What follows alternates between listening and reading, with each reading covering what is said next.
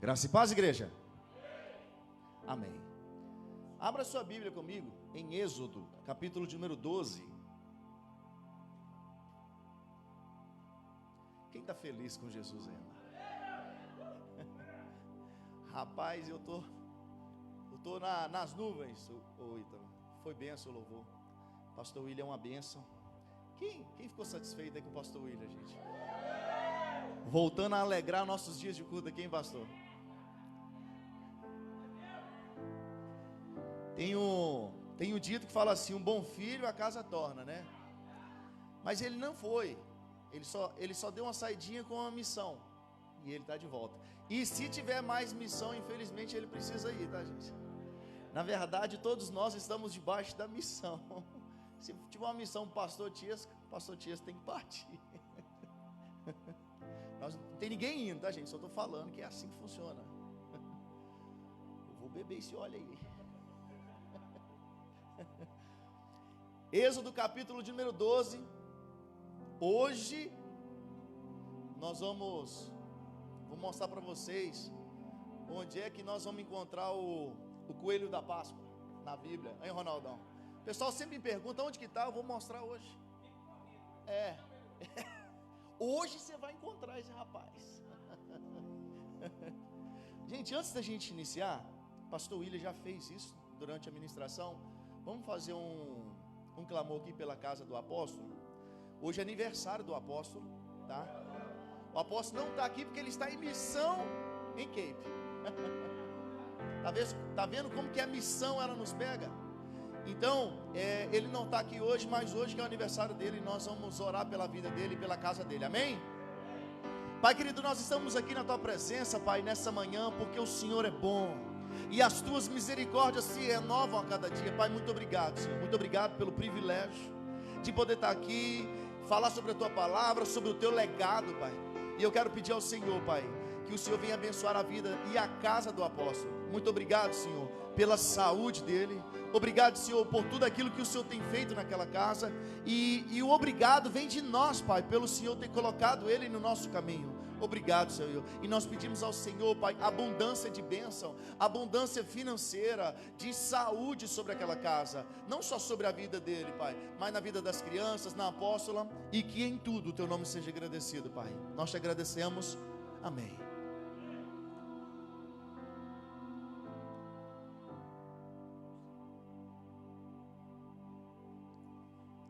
Ô Rony, você abaixa um pouquinho o teclado, só aqui, ó, nessa aqui, por favor. Êxodo capítulo de número 12, olha o que diz a Bíblia. Vamos fazer uma leitura um pouco extensa, amado, mas é porque é necessário, viu? Capítulo 12 de Êxodo, do versículo 1 até o 14, olha o que diz. Disse o Senhor a Moisés e a Arão na terra do Egito: esse mês vos será o principal dos meses, será o primeiro mês do ano. Falai a toda a congregação de Israel, dizendo: aos 10 desse mês, cada um tomará para si um cordeiro segundo a casa dos pais, um cordeiro para cada família. Está aqui comigo, amado? Mas se a família for pequena, para um cordeiro, então convidará ele o seu vizinho mais próximo, conforme o número das almas, conforme o que cada um puder comer. Por aí calculareis quantos bastem para o cordeiro. O cordeiro será sem defeito. Presta atenção agora. Isso aqui está falando das qualidades e as características do cordeiro. O cordeiro será sem defeito, macho de 1 ano. Podereis tomar um cordeiro ou um cabrito, e o guardareis até ao 14º dia. Ou seja, você pegaria o cordeiro no 10º e ia guardar até o 14º. E todo o ajuntamento da congregação de Israel o imolará no crepúsculo da tarde. Tomarão do sangue e o porão em ambas as ombreiras e nas vergas da porta, nas casas em que comerem o cordeiro. Naquela noite comerão a carne assada no fogo, com pães asmos, e ervas amargas a comerão. Não comereis do animal nada cru, nem cozido em água, porém assado ao fogo, a cabeça, as pernas e a fressura. Nada deixarás dele até pela manhã. O que porém ficar até pela manhã, queimai-vos. Desta maneira o comerão agora a forma que eles deveriam comer o cordeiro: lombos cingidos, sandália nos pés, cajado na mão, comê-lo-eis à pressa. É a Páscoa do Senhor, porque naquela noite passarei pela terra do Egito e ferirei na terra do Egito todos os primogênitos, desde os homens até os animais. Executarei juízo sobre todos os deuses do Egito. Eu sou o Senhor. Amém. Pode assentar, amado. Amado, nós lemos aqui um relato conhecido. O que estava acontecendo que predecesseu essa história? O que aconteceu antes dessa história? Nós estávamos aqui que nós vimos aqui um povo de Deus que ele entra no Egito. Vocês lembram que os descendentes de Abraão, eles entraram dentro do Egito? Sim. Entraram no Egito. Vocês têm noção de quantas pessoas entraram no Egito? 70 pessoas. 70 pessoas é narrado que entra no Egito. Isso está em Gênesis capítulo 46.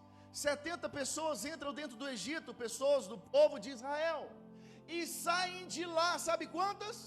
Quase 3 milhões de pessoas. Isso 430 anos depois. Então o povo agora, ele está numa situação que o Deus quer resgatar o povo, tirar ele do jugo do Egito, e Deus agora ele levanta Abraão. Abraão? É Abraão, gente? Vocês têm que estar ligados comigo aí. Eu falei Abraão, ninguém falou nada. O Guilherme está caladinho ali, ó, olhando para mim. Você tem que dar o grito de Abraão. Não, é Moisés, pastor. Deus levanta agora Moisés para ser o que? O libertador do povo. Então Deus levanta Moisés e coloca junto com ele Arão, seu irmão, para que eles liderassem essa fuga que Deus iria proporcionar ao povo de Israel que estava oprimido no Egito. Você está aqui comigo? Então, amado, para sair do Egito, vocês lembram que Deus ele teve que mandar 10 pragas.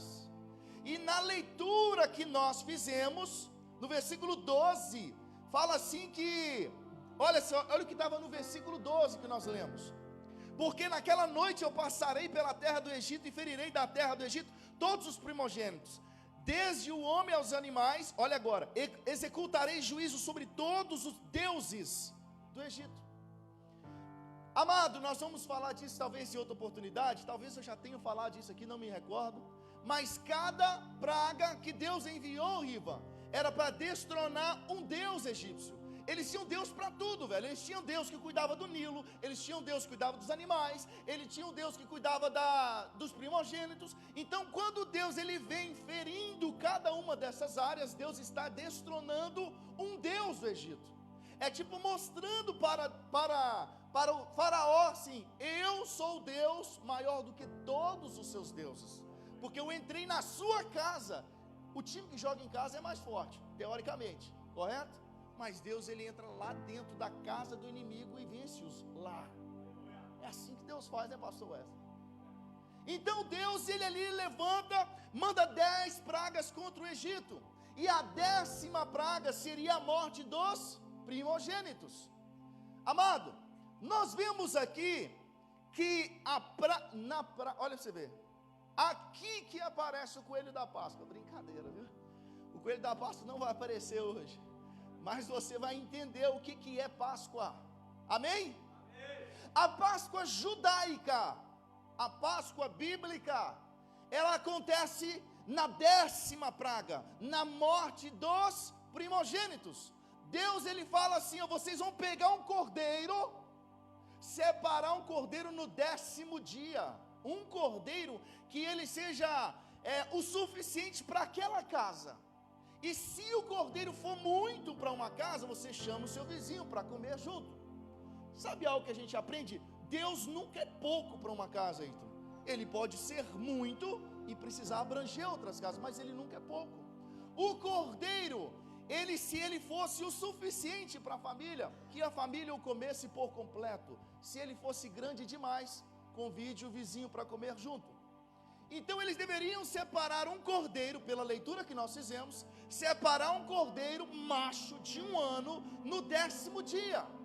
E esse cordeiro, ele deveria ser observado, Fábio e Morânia, até o 14º dia. Ou seja, pegou no 10º, então era o 10º, 11º, 12º, 13º, 14º. 5 dias esse cordeiro seria analisado, Riva, para ver se havia algum defeito nesse cordeiro. Porque a palavra dizia que o cordeiro ele tinha que ser sem mácula, seria perfeito. Esse é o cordeiro que deveria ser morto. E o sangue desse cordeiro seriam passados, Zina, nas portas, no teto, nas laterais. E isso é o que Deus preparou ali, abrangendo o cordeiro. Cordeiro de 1 ano, separado no 10º dia, ele ia morrer no 14º, porque no 14º que de fato seria a Páscoa. Aí Deus fala assim, isso é a Páscoa do Senhor. O que é aí? Para que eles fizeram isso? Eles pegariam o sangue do cordeiro, Alexandre, e passavam nas portas. Aí eu vou dar um exemplo aqui. Aqui nós temos uma casa que não tem o sangue do cordeiro, essa casa aqui. Se você é um iPhone XR, brincadeira, tá? Meu Deus e meu pai. Aqui, ó. Essa casa, ela não tem o sangue do cordeiro nas ombreiras da porta. O anjo do Senhor viria e efetuaria juízo naquela casa. Mataria o primogênito daquela casa. Quando a Bíblia fala assim, eu vou passar e vou ferir, é um eufemismo. O que é eufemismo? É uma palavra mais branda para falar o que Deus de fato ia fazer, pastor Salmo. Porque ele falava assim, se não tiver o sangue eu vou passar e matar o primogênito. É isso que a Bíblia está dizendo. Então se essa casa que não tinha o sangue na porta, o anjo do Senhor veio e matou o primogênito que estava naquela casa. Só que essa casa aqui, ela tinha o sangue. O anjo veio, efetuou juízo aqui, e ele pulou essa casa, porque essa casa tem o sangue do cordeiro. Isso é o significado de Páscoa. Passover é pular a mancha, pular além da marca. Isso é o significado da palavra Páscoa, que é, o simbolismo disso é, ele pulou a mancha, ou seja, ele pulou a marca de sangue. Então a casa que não tinha o sangue, o anjo do Senhor veio e matou o primogênito. A casa que tinha sangue, ele pulou aquela casa. Então, em hebraico é Pessah, em inglês Passover, em português é pular além da mancha. É isso, pular além da marca. Em espanhol não sei. Então, isso é Páscoa. Que a graça do nosso Senhor Jesus Cristo. Brincadeira, né? Então, amado, isso é o símbolo de Páscoa. Sabe o que é? Deus ia libertar o povo do Egito, e ele precisou que o povo fizesse algo, e esse algo era matar um cordeiro de 1 ano, macho, sem defeito, sem mácula.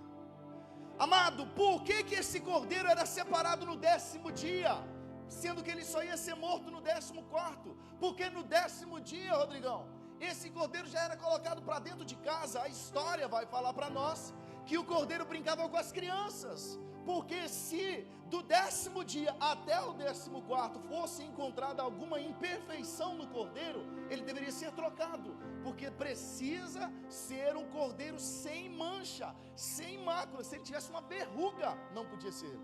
Olha para você ver.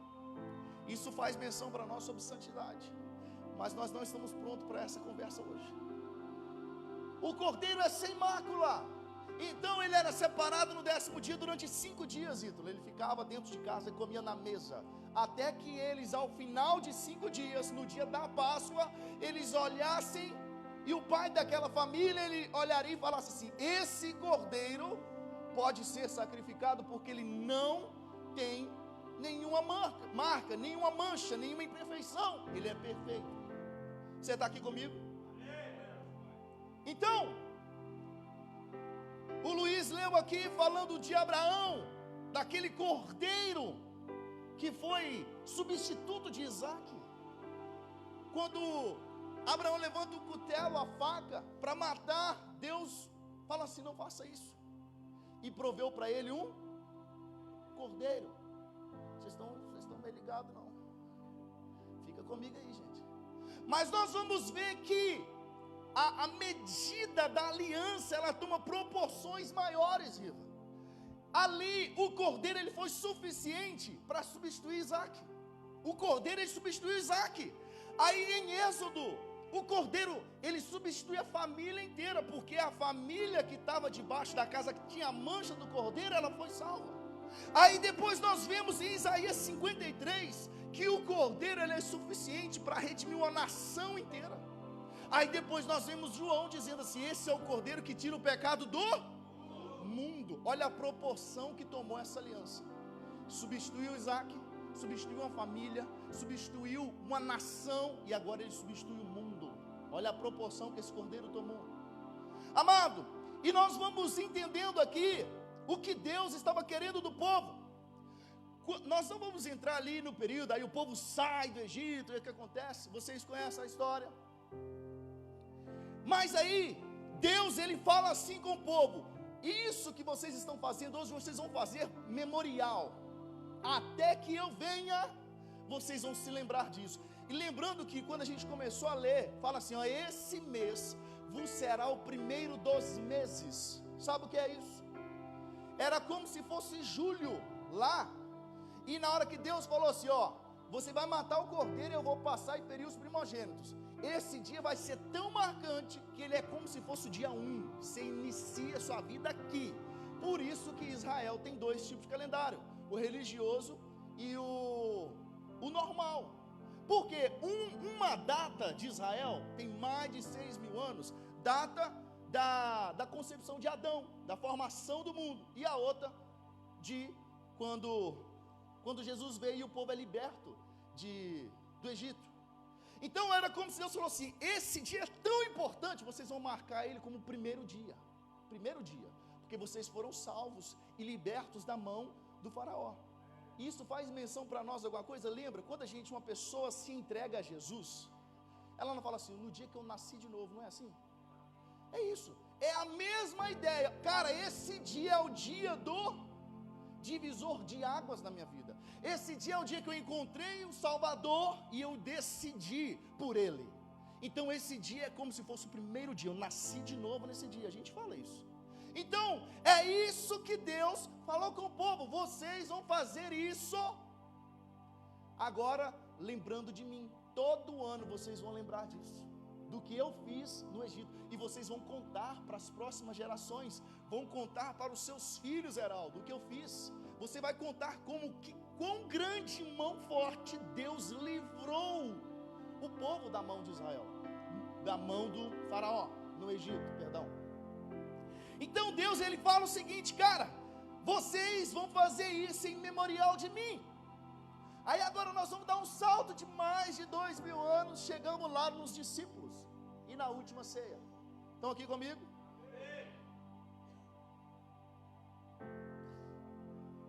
Amado, essa coisa da cultura, a Páscoa, ela foi passando por gerações, passou a todos os períodos bíblicos. Nós estamos agora, Jesus e os discípulos, e a última ceia. Sabe o que era essa ceia? A Páscoa, na verdade. Ali eles estavam para comemorar a Páscoa. Não era a última ceia, era a Páscoa.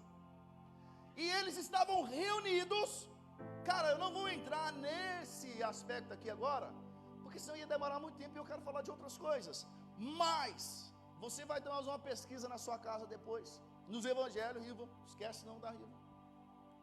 Vai mostrar que Jesus, ele chegou na região ali de Jerusalém no 9º dia. No 9º. E no dia, aí o versículo fala assim, e no dia seguinte ele entrou em Jerusalém. Que dia seguinte é depois do 9? Dia 10. Nós já vemos algo em comum com o cordeiro. O cordeiro era separado qual dia? No dia 10. E a Páscoa seria no dia 14. E Jesus, ele entra em Jerusalém no dia 10. Ele chega lá, irmão, e ele é capturado. Eu vou voltar nisso depois. Deixa eu falar um dos discípulos aqui de novo. Eu já estava pulando uma parte. Agora nós estamos que naquele momento de Páscoa, Jesus ele entra em Israel no 10º dia, e eles estavam preparando para a Páscoa.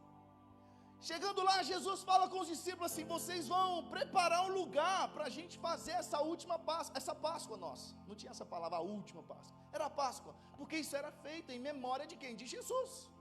Ele falou assim: prepara um lugar para nós. Aí Jesus fala com os discípulos, não sei se vocês lembram, mas Jesus fala assim: vocês vão sair, vocês vão ver um homem com um cântaro na cabeça. Ele estava na mão também, porque estava segurando assim, mas era na cabeça. Não está de tudo errado não, porque ele estava segurando. Como se diz, errado ele não está, né?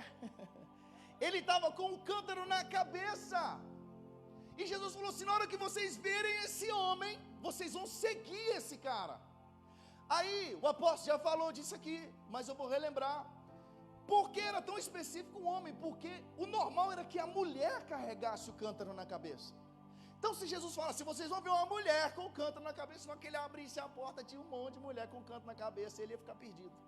Aí Jesus foi bem específico: vocês vão ver um homem com o cântaro na cabeça, era anormal. Vocês vão seguir esse homem. E eles viram o homem e seguiram o homem. O homem chegou num lugar, era um grande cenáculo, todo mobiliado, todo pronto. E Jesus falou assim: ele vai te mostrar onde vai ser a ceia. Misteriosamente, milagrosamente, esse cara guiou os discípulos até o lugar que seria a ceia.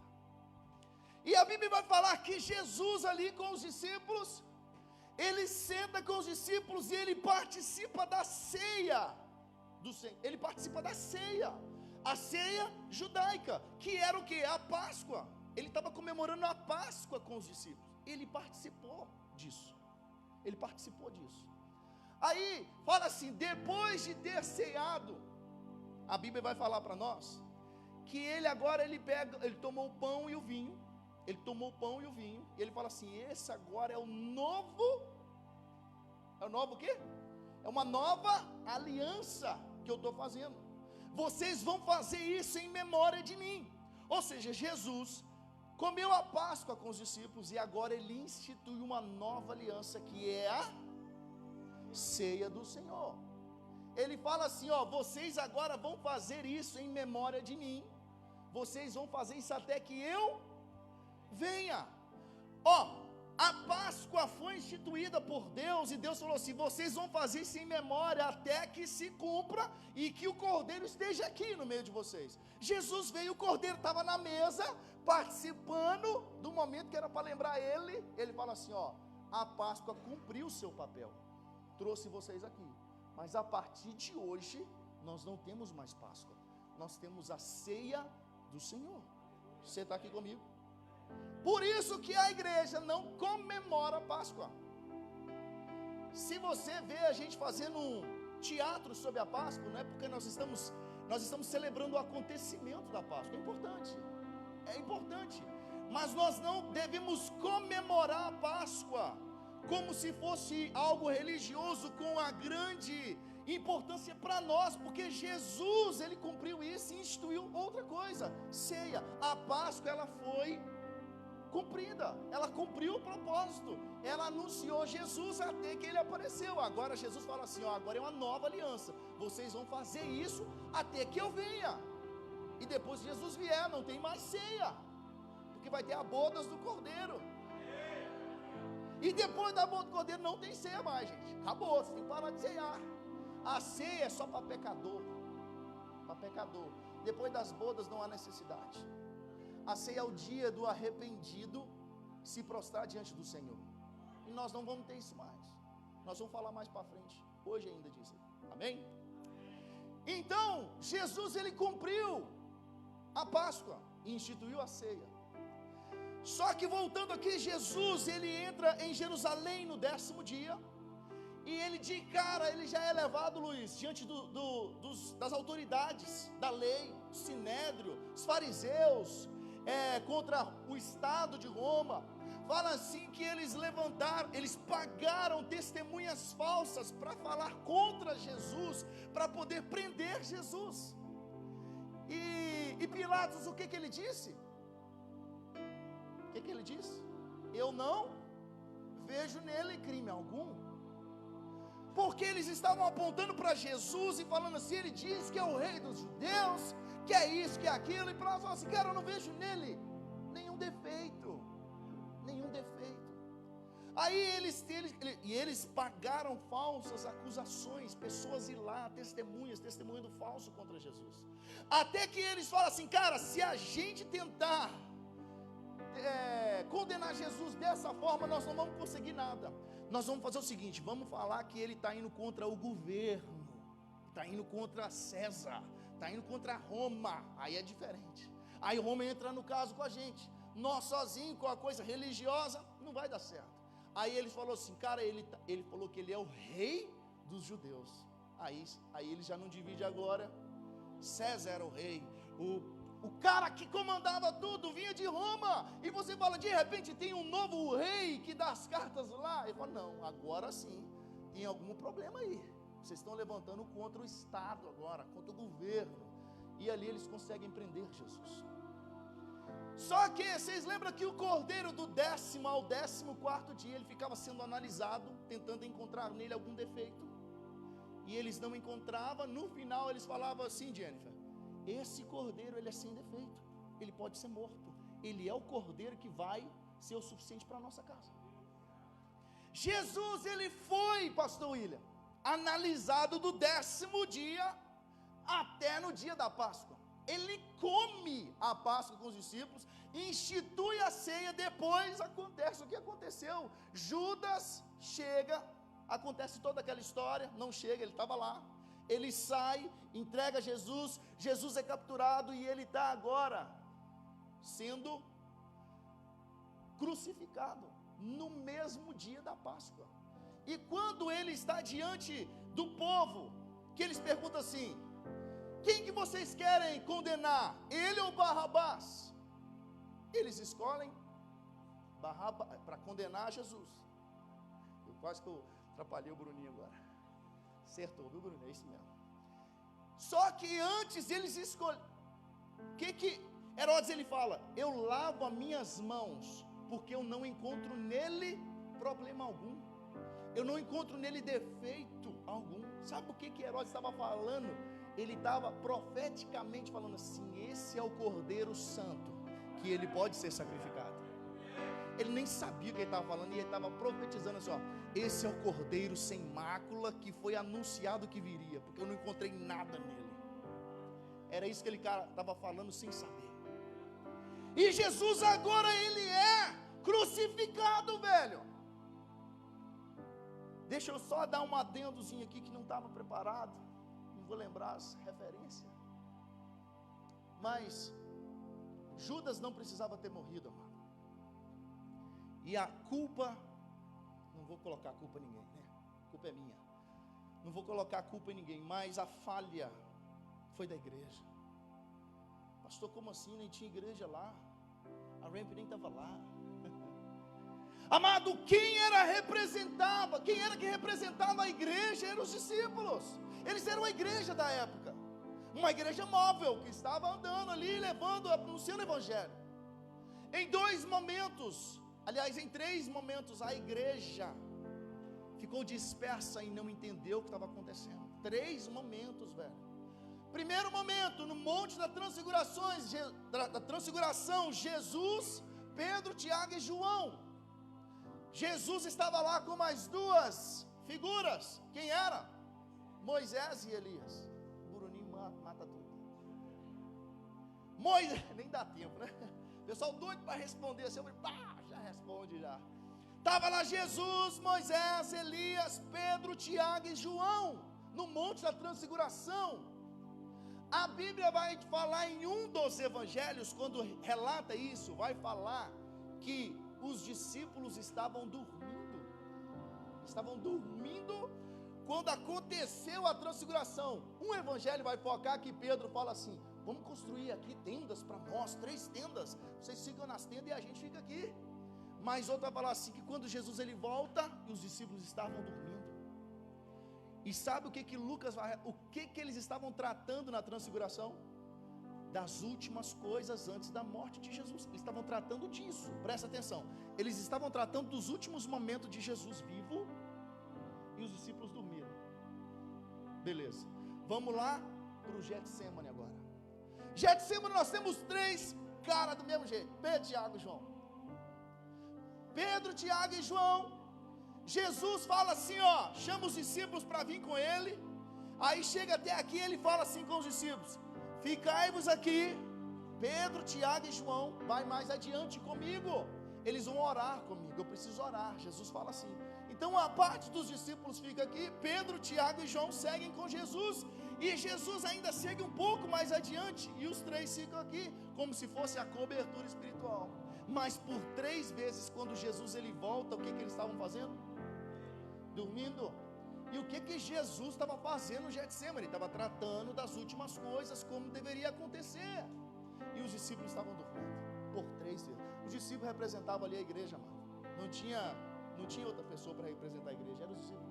Então, ou seja, na transfiguração a igreja dormiu, no Getsemane a igreja dormiu, agora nós temos a mesa da ceia, onde Jesus, amada, a Bíblia deixa claro, Jesus, eles perguntaram assim, quem é que vai trair, Senhor?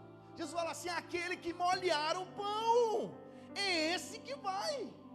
O próximo versículo fala que Judas molhou o pão, ou seja, Jesus tinha falado, é esse, só que os discípulos dormiram de novo na mesa, não prestou atenção nisso.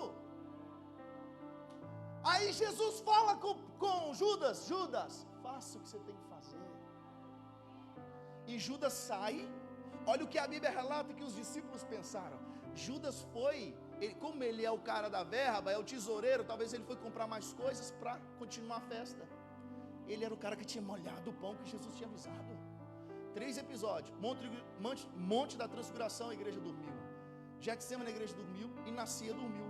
Aí quando acontece tudo e Judas, ele suicida. Ele sabe por que ele suicidou? Porque a igreja dormiu lá atrás. Porque senão eles podiam ter ido atrás de Judas, mas você esqueceu. Jesus falou com a gente lá no Monte da Transfiguração, falou com a gente lá no Getsemane que essas coisas deveriam acontecer. Fica de boa, e daqui 3 dias ele ressuscita, você pede perdão, porque é isso que a gente faz todo dia. E morreu Maria, continua a vida. Não precisa de você fazer isso.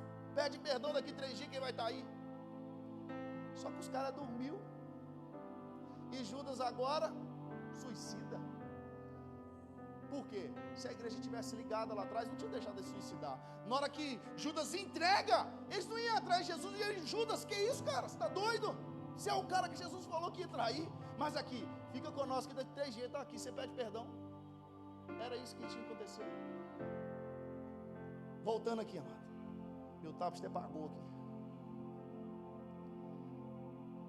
Se apagar aqui, eu já não sei mais nada. Brincadeira. Amado, Hebreus capítulo 11 vai dizer para nós assim, capítulo 10, a partir do versículo 11. Todo sacerdote judeu, olha para você ver, todo sacerdote judeu, sempre, todos os dias, os seus deveres religiosos é oferecer muitas vezes os mesmos sacrifícios, mas esses nunca poderão perdoar pecados. Porém, Jesus Cristo ofereceu só um único sacrifício para tirar pecados, uma oferta que vale para sempre, e depois se assentou ao lado de Deus. Assim, com um sacrifício só, ele aperfeiçoou para sempre os que são purificados do pecado. Você vê que ele fala assim, com um sacrifício só, ele aperfeiçoou para sempre, ou seja, ele já abrangiu todos aqueles que viriam depois dele. Os sacerdotes ofereciam sacrifícios, mas os sacrifícios eram para tapar, esconder pecado. Nossa, amado, isso dá tanta coisa que a gente podia falar aqui, dá uma semana que ia falar do Santo, do propiciatório. Mas sabe o que acontecia? Eles tinham que matar um animal, escorrer o sangue em cima do propiciatório. O propiciatório era a tampa da caixa, da arca. Eles tapavam, e eles tinham que, o sangue tinha que cobrir toda a tampa. Era como se o sangue cegasse Jesus, e que cegasse Deus, e que Deus não olhasse dentro da caixa e visse a nossa vergonha. Então o sangue era para esconder pecados. para tampar pecados, esconder o sangue. Se não tivesse sangue, era como se a visão, o raio-x de Deus entrasse lá dentro, ele visse e ele nos mataria. Não que Deus não pudesse fazer isso, ele pode fazer qualquer coisa. Só que o sangue, ele entrava ali com a condição de esconder, tapar os pecados. Só que Jesus, ele vem para tirar pecados, não é esconder. Aí João vai declarar em João 1,36: eis o Cordeiro Santo que tira o pecado do mundo. E esse Cordeiro chamado Jesus, esse é o Cordeiro Pascal. Isso é a nossa Páscoa, amado. Sabe o que é a Páscoa para nós? É lembrar do que Jesus fez. A gente pode iniciar essa lembrança quando o povo está saindo do Egito. O que Deus fez? Com mão forte Ele libertou o povo. E o que Deus tem feito? Ele passou aquele cordeiro representado no capítulo 12 de Êxodo. Jesus passou por todos os mesmos processos. Foi separado no 10º dia. Ele foi examinado até que olharam nele e falou assim: cara, não vemos nele pecado. Ele é um cordeiro pronto, perfeito, preparado para morrer. E o cordeiro deveria ser consumido num só dia. Jesus morreu muito rápido na cruz. Nós vamos entrar numa outra parte agora, que eu quero falar do sacrifício de Jesus. Eu queria que vocês entendessem o que era Páscoa. Isso é a Páscoa, amado. Aí você lembra que como que eles tinham que comer a Páscoa? Com lombos cingidos, sandália nos pés. O que é lombo cingido? Pega suas trouxas, suas roupas, põe na mochila e põe nas costas e come desse jeito, com a sandália nos pés, cajado na mão, ou seja, preparado para partir. Porque depois que o anjo da morte passou e matou os primogênitos, eles foram expulsos de lá. E eles tiveram que partir, filho. Depois a gente entra na história, Mar Vermelho, aquele negócio todo. Mas era como assim, ó: depois que vocês comerem a Páscoa, vocês não vão ter tempo de pegar nada. Esteja pronto, pega a Páscoa e ó, racha fora. Isso faz menção no que é para nós, amado. A gente tem que estar com lombos cingidos, sandália nos pés. Porque muitas vezes a gente olha os sinais, Ronaldão, Priscila. A gente olha os sinais. Ah, porque não sei se o evangelho foi pregado no mundo inteiro, porque é uma profecia bíblica que fala que o evangelho vai ser pregado a todas as nações e então virá o fim. Nós não vamos entrar em teologia, escatologia aqui agora, mano. Mas it doesn't matter tudo isso, sabe por quê? Porque você pode sair daquela porta e morrer agora. Você pode morrer aqui, eu posso. E o que vale? O que a gente está vendo ao redor do mundo?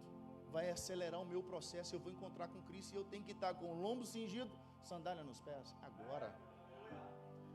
O que adianta eu olhar para as nações e falar assim: cara, meu Deus do céu, as coisas estão acontecendo, Jesus está voltando, amado, está voltando. Mas não nos preocupe somente os sinais, porque se a gente sair, Stallone, pastor, e Jesus me chamar agora, esse processo vai ser adiantado na minha vida, eu vou ter que dar conta e agora. Então esteja preparado, amado. Ah, pastor, você acredita que a igreja passa pela grande tribulação? Você acredita que não passa?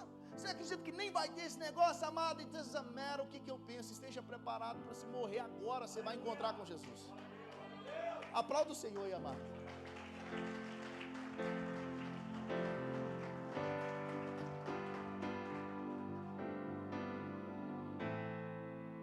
A nossa visão teológica não vai salvar a gente. Nesse dia assim, você imagina, Rodrigão, Jesus chega diante. E quem é você? Eu sou arminiano, dispensacionalista, pré-tribulacionista, amilenista, sei lá o que ista. Amado, isso aí não vai fazer diferença. Deus vai olhar assim: me mostra suas mãos. Deixa eu ver ela aí. Não importa quem você é, deixa eu ver suas mãos. E se você vai estar com os lombos tingidos e com a sandália nos pés. É isso aí que importa. Amado, eu quero agora dar uma subida agora no que a gente vai falar. Eu quero falar sobre o que Jesus fez por nós na cruz. Porque a Páscoa, ela foi substituída pela ceia. E nós já vamos falar da ceia também. Vai ser rapidinho, não vou agarrar muito não. Filipenses capítulo 2, versículo 8, olha o que Paulo diz. E achando na forma de homem, humilhou-se, ele está falando de quem? De Jesus. E achando na forma de homem, humilhou-se a si mesmo, sendo obediente até a morte, e morte de cruz. Ele podia ter falado assim, Ítalo, ele obedeceu até a morte, e encerrar, mas ele frisou dizendo assim, morte de cruz. A morte de cruz, amado, era terrível, terrível. Por coincidência, e foi coincidência mesmo, eu estava fazendo umas camisas lá, como se diz, né? Apareceu, ligando a televisão, caçando alguma coisa para ver lá enquanto eu fazia as camisas. Aí estava passando um documentário sobre a cruz, que Jesus morreu, como que era a cruz. Eu falei, caraca, Deus nem confirmou. Eu não vou falar do documentário não, porque eu já tinha um negócio pronto aqui, entendeu? Outra hora eu falo do documentário, mas é bem bacana. Amado, por que morte de cruz? Por que ele frisou isso? A Bíblia diz que maldito era todo aquele que fosse pregado no madeiro, era maldito. Jesus se fez maldito por mim e por você. A cruz é o lugar que remete à maior alegria nossa e ao mesmo tempo a maior injustiça que essa humanidade já fez. A maior alegria porque nós somos libertos e salvos e temos acesso à vida na cruz. Mas ali a gente viu o retrato da maior injustiça que esse planeta Terra já cometeu. O homem que não devia nada estava pregado na cruz, sofrendo por algo que ele não fez. Amado, a crucificação era um fenômeno visual, auditivo e olfativo. O que era olfativo? Você sentia cheiros. Visual, você via algo. E auditivo, você escutava algo. O lugar onde tinha a cruz era um lugar onde... Por que ela era visual? Porque você via as pessoas e a cena e tudo que acontecia, as pessoas sofrendo, sendo crucificadas. Então era algo visual. É algo que você olhava e mexia com você. Então, era um fenômeno visual porque você via o sofrimento das pessoas.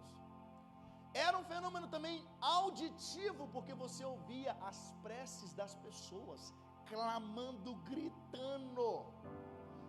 Cara, imagina, amado. Imagina, eu não sei se nós teríamos condição de assistir uma crucificação hoje. Não sei se teríamos condição, pastor Wesley.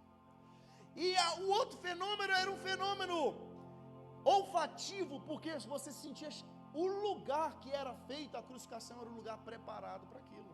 Imagina o cheiro de lá, amada. Sangue escorrendo. A cruz, nós vemos nos filmes, ela é da altura da igreja, mas ela não era dessa altura, ela é da altura do púlpito, assim, a mais alta. Os animais durante a noite comiam as pessoas que estavam na cruz. Sabe por quê? A cruz não foi inventada por Roma, ela foi inventada pelos assírios. Roma, ela melhorou a forma de fazer o cara sofrer. Durante 500 anos eles aperfeiçoaram a cruz. Sabe para que se via a cruz? Não era para matar o cara rapidinho. Eles queriam isso, não. Eles queriam que o cara ficasse o mais tempo possível vivo, sofrendo na cruz. E esperava-se, durante esses 500 anos de aperfeiçoamento. E como que eles aperfeiçoaram? Chuta aí. Crucificando pessoas. Amado, num dia só, milhares de pessoas eram crucificadas. Num dia só. Dia de crucificação era num dia só. Milhares de pessoas. Aí, eles aperfeiçoaram a cruz durante 500 anos. E esperava-se que um camarada crucificado, ele pudesse ainda vivo continuar na cruz por 4 dias. 4 dias. E ele fazia todas as suas necessidades ali, na cruz. Os animais vinham e comiam aquele camarada, ele na cruz, pastor Estado. Você já viu, amado, aqueles documentário de animal, felino, hiena, aquele trem todo? O leão, pelo menos, ele mata a presa, ele sufoca a presa e ela morre, aí eles começam a comer. A hiena não, rapaz, a hiena começa a comer o bicho vivo. Por quê? Porque ela ficou medo assim, se a gente esperar matar, vai vir alguém tomar a nossa comida. Então nós temos que comer o mais rápido possível. Porque aí sabe o que ela faz? Nós tem dois, já mordendo o pescoço da zebra lá, e já estão comendo um pedaço da carne dela, da perna. E a zebra está gritando e ele está nem aí. Junta 10, comendo enquanto ela grita. Não mata ela. E aí rindo ainda, né? Que é o que eles fazem, as hienas. O leão, pelo menos, ele mata. Se a fome não for muita também. Porque se tiver muito com fome, ele não mata não. Ele só come. Mas trazendo isso para a cruz, as pessoas vivas na cruz eram comidas de animais. Todo mundo fica assim, meu Deus. Amado, a gente não pensa nisso quando a gente fala de cruz. A gente só tem uma imagem de uma cruz perfeita, vazia. Mas isso tudo era o fenômeno da crucificação, tudo isso acontecia.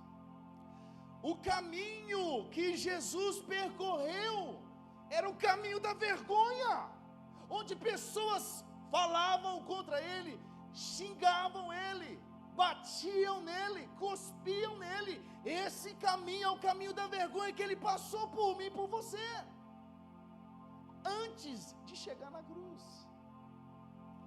Aí a Bíblia vai falar para nós que Lucas capítulo 22, 44, olha o que diz. Em agonia, Jesus aqui, ele estava onde?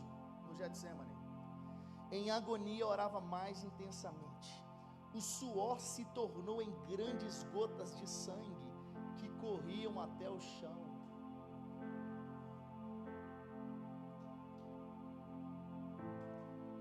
Tem algum médico aqui? Só tem uma médica aqui que eu estou vendo. A medicina já explica isso hoje, amado. A agonia era tão terrível que os poros dele estouravam e ele soava gota de sangue de verdade. Não é só uma forma de dizer, não. Ele soou gota de sangue, a Bíblia quis fazer a gente ficar emocionado, não. A agonia era tanto, porque ele sabia o que estava por vir.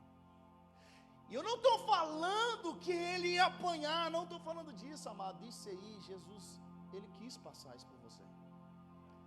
E Jesus, ele não sofreu. Quando ele fala assim, Pai, se possível, afaste de mim esse cálice, não era porque ele não queria apanhar, ser cuspido, caluniado, não era isso. Ele não queria o que viria com a crucificação, que era a separação entre Deus e ele. Não há comunhão entre luz e trevas. Deus olhava para Jesus e via pecado. A Bíblia vai falar em Isaías que Deus agradou de moer Jesus. Porque se Jesus estava sofrendo assim, que ele não queria apanhar, ele era mais fraco do que muitos mártires do Evangelho, porque eles morreram clamando Jesus. Aí Jesus, que é o nosso ícone, estava com medo da cruz? Não, ele estava com medo da separação de Deus, o tão terrível que ia ser para ele. Amado, então a agonia era tanto, que ele de fato, ele suou gotas de sangue. Isso é o que estava vindo antes da cruz. A cruz, ela, como eu disse, amado, ela foi aperfeiçoada para aumentar o sofrimento do cara que era crucificado. Sabe o que acontece numa guerra? A guerra é terrível. Se você está duas nações em guerra, a nação que ganhava a guerra, eles destruíam toda a biblioteca, todo o conhecimento que sobrou daquela nação, para que eles não pudessem se reerguer. Queimavam os livros, queimavam toda a ciência dele, para que eles não tivessem acesso àquilo e reerguessem, pastor Stallone. Só que eles olhavam para lá e falavam assim, cara, eles fazem um tipo de tortura que a gente não faz, vamos trazer para nós. E eles começavam a aperfeiçoar aquilo. Os assírios, eles eram conhecidos como os maiores torturadores que tinham. E eles inventaram a crucificação. E durante 500 anos ela foi aperfeiçoada. Imagina, cara, imagina a situação. Pedro vai dizer o seguinte assim, ó. Aliás, João, capítulo 19, versículo 34. Contudo, um dos soldados transpassou um lado com uma lança, e imediatamente saiu sangue e água de Jesus. Amado, tem um documentário de um camarada que ele é médico e ele é pastor evangélico, e ele fez um estudo muito grande, alinhando as coisas que aconteceu com Jesus com a ciência e a medicina. Aí ele falando assim, por que que João, quando ele relata assim, que um soldado furou Jesus, desceu sangue e água. Se eu tirar o seu sangue agora, amado, colocar aqui nesse recipiente, aqui nesse copinho, ele vai coagular aqui. E o que é coagular? O sangue você vai ficar igual uma gelatina. Vai ficar igual uma gelatina, assim, ele não vai ficar mole mais, assim, como um líquido, né? Ele vai ficar coagulado. E não tem o peso dos líquidos, quando você faz na escola assim, o óleo e a água, você mistura, o óleo não fica embaixo, a água sobe, fica dividido certinho, porque um líquido é mais pesado que o outro. Então se a gente pegar aqui, ó, vai colocar o sangue da pessoa, vai coagular, vai vir para baixo, e acima vai estar o soro sanguíneo, porque ele é mais leve. Se a gente tiver comido aí uma feijoada violenta, vai estar um líquido meio amarelado da gordura da feijoada. Só que João não era médico. E o relato que ele faz é que quando Jesus ele é furado, sai sangue e água. O que ele relatou foi a densidade dos pesos, dos líquidos que saiu. O sangue saiu primeiro, depois água. Por que água? Não é o soro sanguíneo. Jesus estava em jejum, tinha 18 horas, do momento que ele foi capturado no Getsemane até aquela hora que ele estava na cruz. Ele estava em jejum.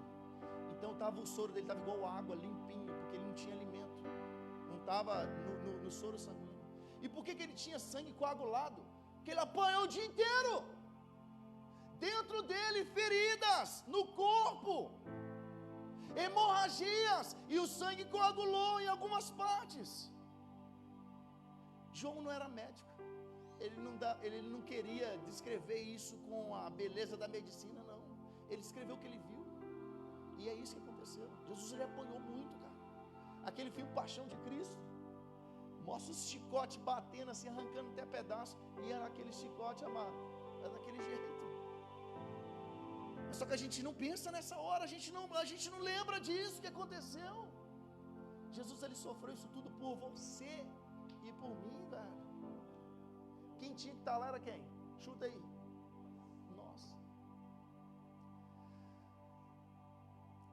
Marcos capítulo 15, 25 vai dizer que Jesus foi crucificado na hora terceira. E Marcos 15, 34 vai falar que Jesus morreu na hora nona. Em 6 horas ele morreu. Por que ele morreu tão rápido, sendo que poderia ter que ele ficasse 3 dias, 4 dias na cruz? Porque ele apanhou além do normal. Ele apanhou mais do que o normal. E ele morreu tão rápido também para que se cumprisse uma palavra que o salmista disse, que nenhum osso dele seria quebrado. Não sei se vocês se recordam da história, mas os ladrões tiveram seus joelhos quebrados para abreviar a vida deles. Eles estavam em pé. Porque é o seguinte, a cruz antigamente, a pessoa morria por insuficiência respiratória, pela condição que ela ficava com os braços abertos. Ela morria por isso. Então eles colocaram um apoio debaixo dos pés, para que a pessoa conseguisse apoiar e ela não morresse mais de insuficiência respiratória. Aí ela ficava mais tempo sofrendo, morria de outras coisas depois. Só que eles quiseram abreviar a vida dos dois ladrões, fizeram o que? Quebraram o joelho deles. Isso está no relato bíblico. Porque quebrou o joelho, eles não tinham suporte mais e eles morreriam de insuficiência respiratória. Só que quando foram olhar Jesus para fazer o mesmo, ele já estava morto. Não quebraram nenhum osso dele. O salmista tinha falado que dele não seria quebrado um só osso. E ele morreu antes da hora para que isso não acontecesse. E ele morreu porque o sofrimento foi além do normal. Você está aqui comigo, amado? Amado, eu quero só preparar para na hora que você for fazer, você participar da ceia, você entender o que aconteceu para você que está aqui, ó. É só que você entenda isso. Quero que você fique o dia aqui, nossa, pastor Tias, acabou com o meu dia. Mas eu quero acabar. Se você tiver de ficar pensando nisso o dia todo, a semana toda, vai ser ótimo. Amado, aí, depois que Jesus morre, vem um camarada chamado José de Arimateia. Lembro uma vez que nós estávamos num sítio, o pastor Wesley, tinha uma brincadeira lá de perguntas e respostas, né? pastor Dias estava começando os estudos bíblicos, assim. E tinha uma pergunta assim, estava eu pretinho no mesmo time. Eles perguntaram assim, que quem é que tinha pegado o corpo de Jesus, né? E o pretinho veio falar assim, José de Arimateia, falou assim no grupo, né? Nós decidimos, José de Arimateia. Eu falei, que José de Arimateia, é doido, velho? Foi o soldado que pegou. Aí o pretinho, não, rapaz, foi José de Arimateia. Eu falei, não, foi o soldado. Eu falei, nem sei que é José de Arimateia. Aí o pretinho foi lá, foi o soldado, eles errou, é José de Arimateia. Aí acabou, aí ele é e eu nunca mais esqueci de José de Arimateia, porque ele era esse cara. Mas quem era José de Arimateia, Riva? Esse cara era um senador importante na época. Ele pede o corpo de Jesus, e ele era discípulo de Jesus. Amado, há umas coisas que é difícil a gente falar dentro da igreja, porque eu não conheço, eu não entendo a cabeça de todo mundo que está aqui. Então eu fico com medo de falar algumas coisas e você não entender por completo e espalhar aí que o pastor Dias que pregou esse negócio aí. Embora tenha sido ele mesmo, né? Que falou. Mas Jesus, enquanto ele esteve aqui, ele teve inúmeras pessoas importantes de posse, pessoas ricas que caminhavam com ele. Só que a Bíblia não relata isso. A Bíblia relata que quando os discípulos iam dormir, Jesus se retirava para ensinar aquelas pessoas que o acompanhavam. Que pessoas eram essas? Os discípulos estavam dormindo. Jesus ensinava mais pessoas. Depois que os discípulos iam para a cama, Jesus tinha mais gente para ensinar. Só que a Bíblia não relata quem é esses caras. Aí de repente aparece José de Arimateia, discípulo de Jesus. Por que não citou esse cara lá atrás? Sabe por quê? Porque se a Bíblia citasse esses caras, pastor Salano, hoje, o coach, a igreja toda era coach, rapaz. Todo mundo ia falar de riqueza, só isso. Já não está falando que Jesus andava com gente rica aí, e os coaches estão pondo a gente para... Gente, eu não estou falando aqui contra o coach. Eu já falei do coach. O coach, ele é importante. Ele é ideal para uma empresa, para pessoas, colocar a pessoa para cima, aquele negócio. Isso é o papel dele, é top. O que eu sou contra é pastorear com palavra coach. Isso não funciona. Sabe por que não funciona? Qual que é o papel do coach? É levar sua autoestima, colocar você para cima. O evangelho faz ao contrário. Ele te põe para baixo e mostra quão lixo você é, que você precisa de Jesus. Então não dá para conciliar. Eu não posso te pastorear com palavra coach, porque senão você vai sair daqui achando que você precisa de Jesus. Agora, se eu falar assim, vamos ter aqui um pastor topzaço para falar de finança, falar de autoestima, e top, e nós vamos ter isso aqui. Vamos ter culto aqui para empresários, vamos ter isso. Amém? O que nós não concordamos é pastorear com palavra coach. Não dá certo, isso não funciona. E a Bíblia não relata esse tipo de pessoa andando com Jesus, e nós já temos pessoas assumindo essa posição. Imagina se a Bíblia relata. Aí Jesus morre, chega um camarada senador importante, Ronaldão, fala assim, eu quero o corpo de Jesus. Você acha que se Pedro tivesse chegado lá no império para pedir, eles iam dar para ele? Não, precisava desse cara. Aí Jesus consegue, ele ensinava essas pessoas, pastores. José de Arimateia vai lá e ele consegue pegar o corpo de Jesus e prepara um velório decente para Jesus. Você está aqui comigo, amado? Amado, e Pilatos, a Bíblia vai falar que Pilatos ficou maravilhado, que ele ficou assim, espantado que Jesus já estava morto. Assim, como que ele já morreu? Só tem 6 horas. É a hora que o soldado vai lá e finga Jesus só para confirmar. Quando está morto mesmo, pode tirar ele, libera para José de Arimateia. Morreu mais rápido do que o normal, porque sofreu além do necessário. Amado, conciliar a imagem da crucificação com o amor de Cristo. Hoje a gente consegue até entender, mas às vezes a gente olha para a cruz, Edivaldo, e a gente mistura os sentimentos, a gente não sabe o que sentir olhando para a cruz. Será que é pecado eu ter um pingente de cruz? Né? A gente fica com essa dúvida. Mas eu quero dizer para você, cara, Gálatas 5:24 diz assim: os que pertencem a Cristo Jesus crucificaram a carne com suas paixões e desejos. Está fazendo menção à crucificação. Isso são aqueles que servem a Deus, a escolha que fizeram. Amados, já estou terminando. Eu quero só voltar para o texto agora. de Êxodo capítulo 12, versículo 21, olha o que diz. Êxodo 12, 21. Chamou, pois, Moisés todos os anciãos de Israel, ele disse: escolhei e tomai cordeiro segundo a vossa família e imolai a Páscoa. Todos com um molho de isopo, molhai no sangue que estiver na bacia, e marcai a verga da porta, ombreira, com o sangue que estiver na bacia. Nenhum de vós saia da porta da sua casa até pela manhã. Aí, a gente vai falar assim: nós, amado, nós temos inúmeras pessoas que, não que nos pastoreiam, mas que nos dão destino, que estão na internet. A gente não sabe quem são as pessoas. Eu admiro o pastor Luciano Subirá, admiro demais. É um cara que você não vê nenhum problema envolvendo o nome dele, mas de fato eu só conheceria ele se eu estivesse vivendo com ele. Então a minha admiração por ele, eu sei até onde ela pode ir. Outro dia eu vi a apóstola postou algo no Instagram de um pastor chamado Dênio. Esse cara é benção, esse pastor. E alguém mandou uma mensagem para ele assim: pastor, eu queria ser mentoreado por você. Aí a resposta dele falou assim: mentira, você queria porque eu não estou perto. Se eu estivesse perto, você não queria. Seja mentoreado pelo seu pastor, porque ele está perto de você. Eu já recebi mensagem assim: pastor, eu queria muito ser mentoreado e andar com você. Eu falei: você queria isso porque você não me conhece.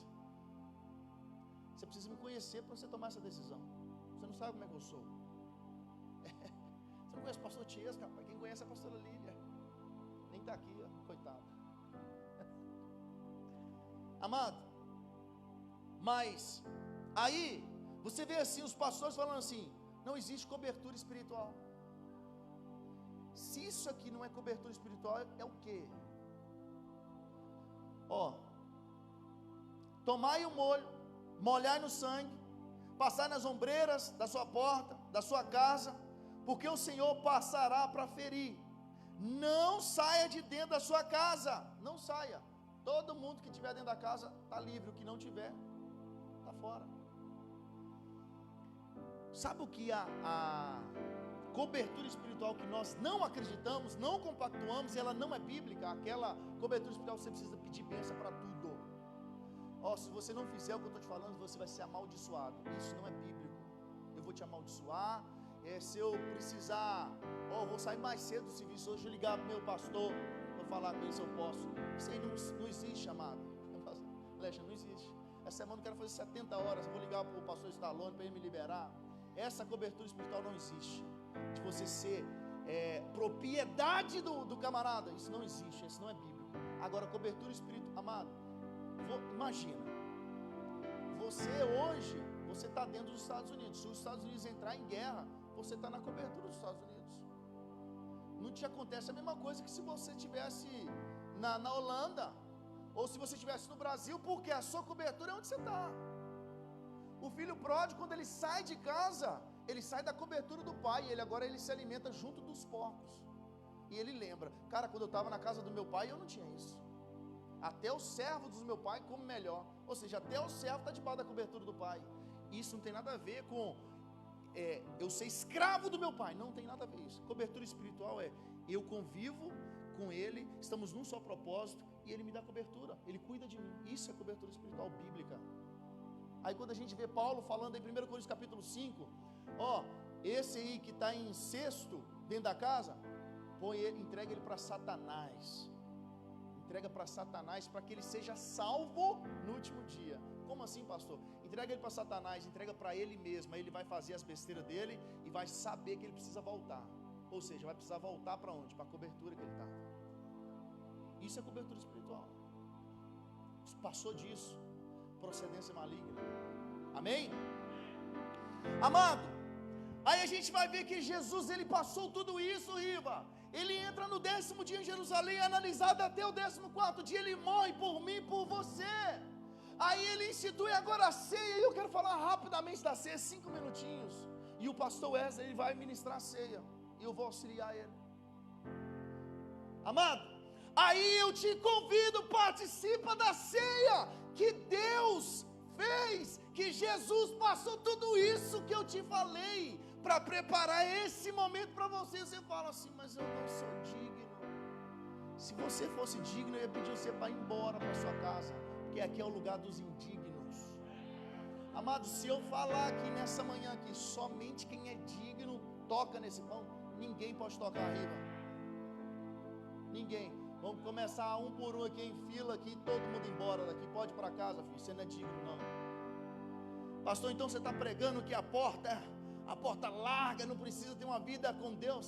Quem falou disso? Não falei isso. Nós estamos falando de digno, ser digno. A Bíblia, quando ela fala de morte, ela não está falando de perca de salvação, para você ter uma ideia, não está falando disso. Deus matou uma nação toda, Riva, inclusive as crianças. Não quer dizer que as crianças foram para o inferno. Deus matou, mas não está falando de salvação. Aí, Deus, Ele fez tudo isso. Ele preparou a mesa, porque essa mesa, Riva, não é minha, não é sua, não é do apóstolo, não é do pastor Wesley, não é de ninguém. Quem fez essa mesa é Deus. Como que eu ofereço uma festa? Como que Deus oferece uma festa, um banquete, e eu sou o cara, pastor Murilo, que vai decidir quem participa? A festa é na casa do Thomas. Eu chego lá, não, você não pode. Quem é que decide? É o dono da festa bacana. O dono da festa é Deus. Quem decide quem entra e quem sai da mesa é Deus. Aí, pastor, mas eu não sou digno, eu sou pecador. Seja bem-vindo à mesa. A mesa é para pecadores. Os santos estão com o Pai no céu.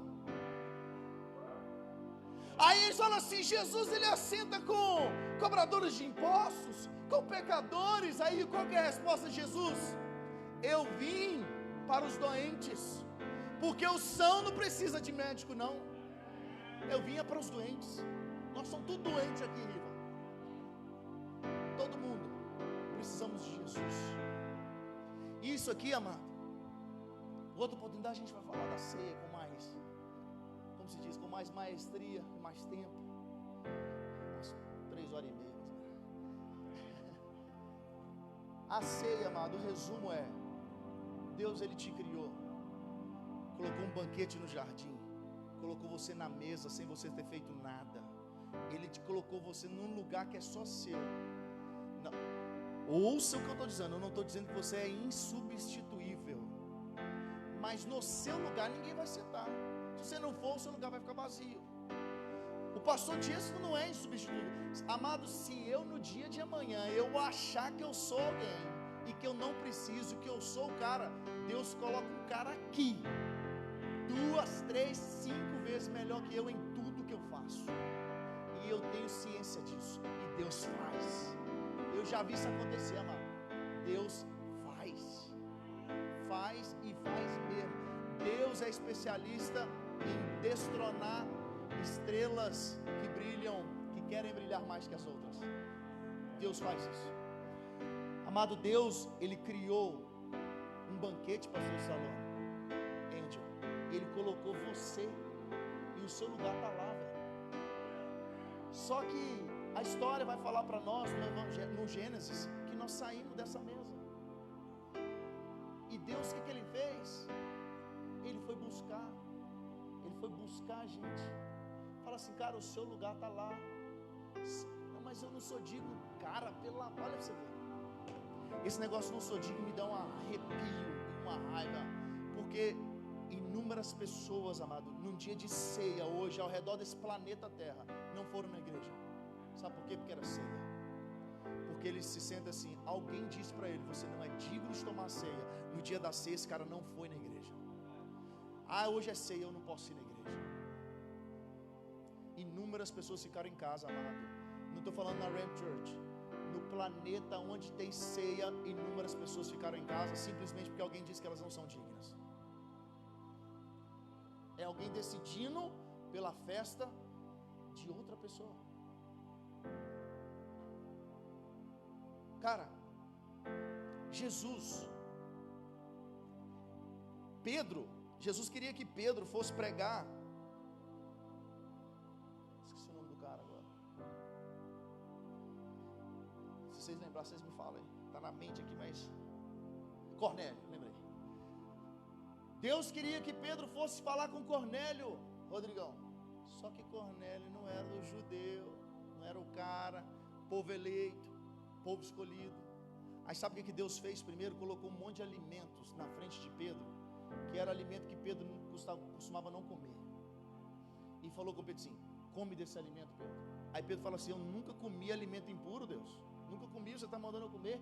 Aí Deus fala com ele assim: não chame de impuro aquilo que eu purifiquei. Coma esse alimento, porque eu purifiquei.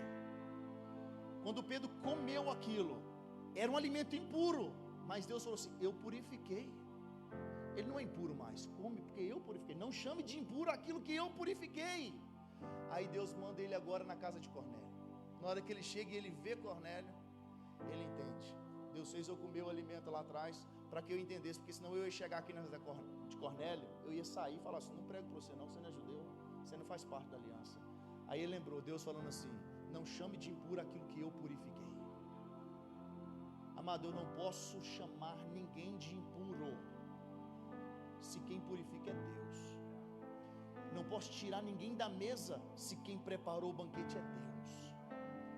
E eu quero que você tenha maturidade, que nós não estamos aqui pregando uma vida de libertinagem, uma vida que você vai fazer qualquer coisa, porque nós entendemos que a pessoa que se arrepende, ela volta para a mesa, ela muda de vida. Então, pastor, eu sou prostituto, eu sou mentiroso, eu sou um drogado. Amado, volta para a mesa. Só isso que eu tenho para falar para você. Volta para a mesa. Aquele quem preparou a mesa, ele tem poder de te transformar, e você não vai mais sair da mesa.